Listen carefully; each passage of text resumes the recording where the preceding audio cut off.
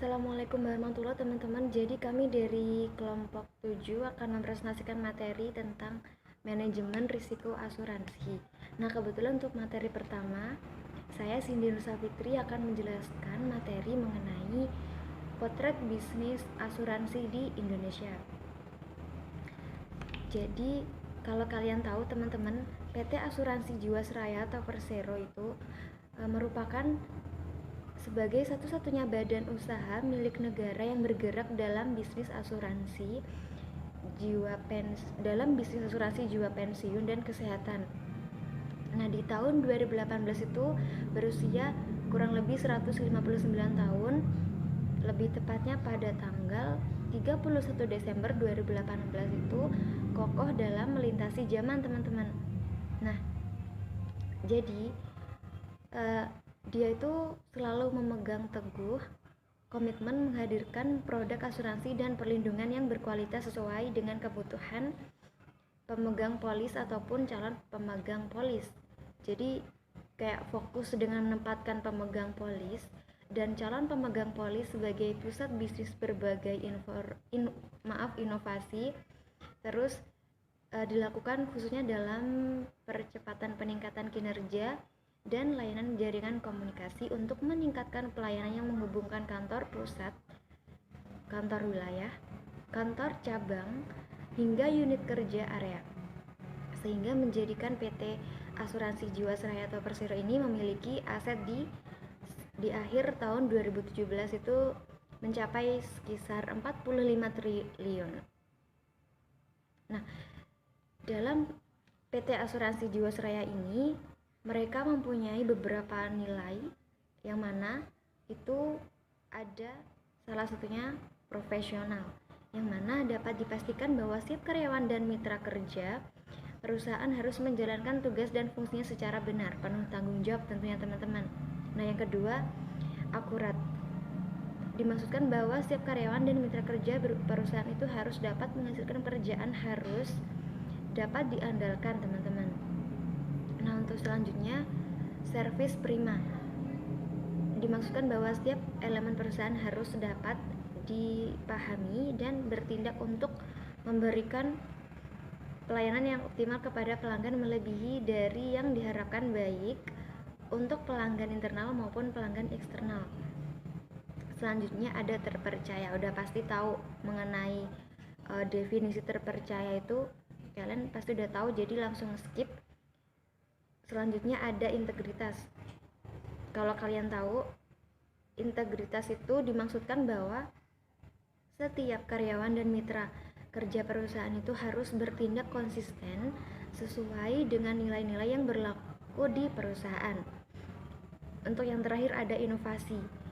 Inovasi kurang lebih dimaksudkan bahwa setiap karyawan dan mitra kerja perusahaan itu dalam perusahaan ketika melaksanakan tugasnya itu harus bertanggung jawab, hendaknya terbiasa berpikir out of the box, yang mana artinya itu terbiasa dan terlatih dalam menghasilkan gagasan, ide, metode, cara, dan program yang baru yang dapat mempercepat dan mendukung proses bisnis perusahaan. Selanjutnya materi yang kedua mengenai manajemen risiko asuransi. Cuman kali ini saya mau langsung menjelaskan mengenai keterkaitan antara manajemen risiko dengan asuransi.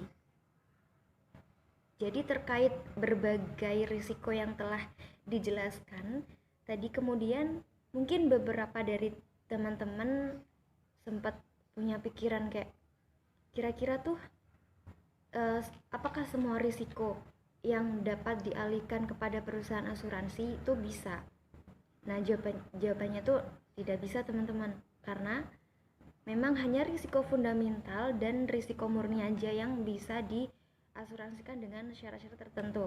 Nah, syarat-syaratnya itu saya jelaskan beberapa poinnya saja.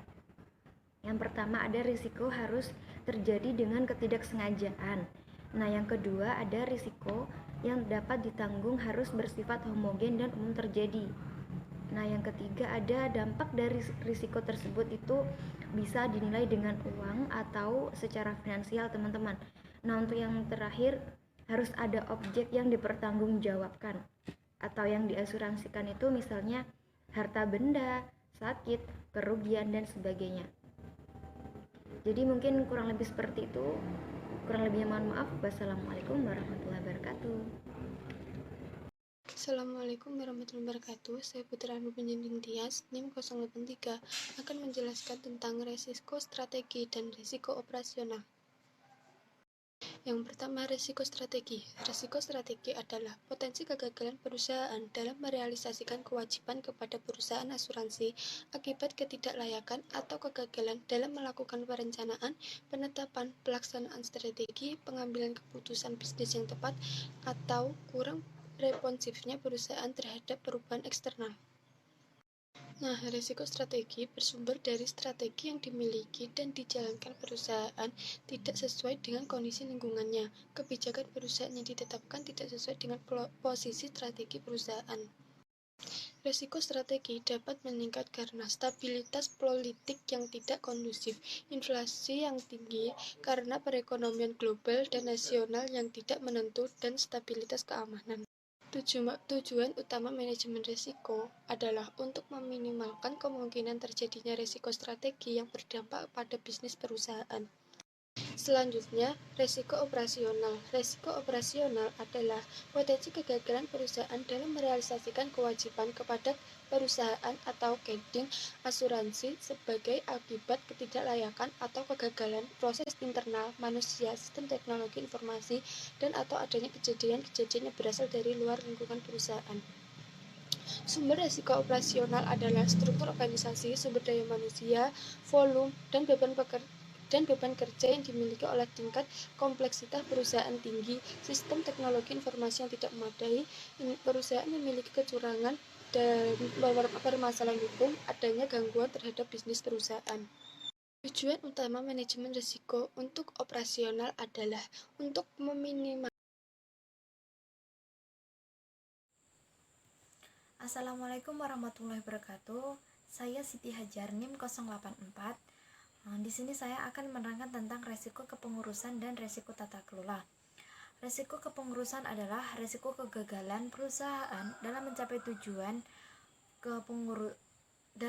tujuan perusahaan akibat kegagalan perusahaan dalam memelihara komposisi terbaik pengurus yang memiliki kompetensi dan integritas yang tinggi. Tujuan utama dari manajemen risiko untuk risiko kepengurusan ini adalah untuk memastikan bahwa perusahaan memelihara komposisi terbaik direksi dan dewan kepengurusan yang memiliki kompetensi dan integritas yang tinggi, sehingga perusahaan dapat mencapai tujuannya dengan baik. Kemudian penerapan manajemen risiko untuk risiko kepengurusan. Penerapan manajemen risiko kepengurusan ini mencakup beberapa hal. Yang pertama, pengawasan aktif direksi. Yang kedua, kecukupan kebijakan, prosedur, dan penetapan limit risiko. Kecukupan proses identifikasi, pengukuran, pemantauan, dan pengendalian.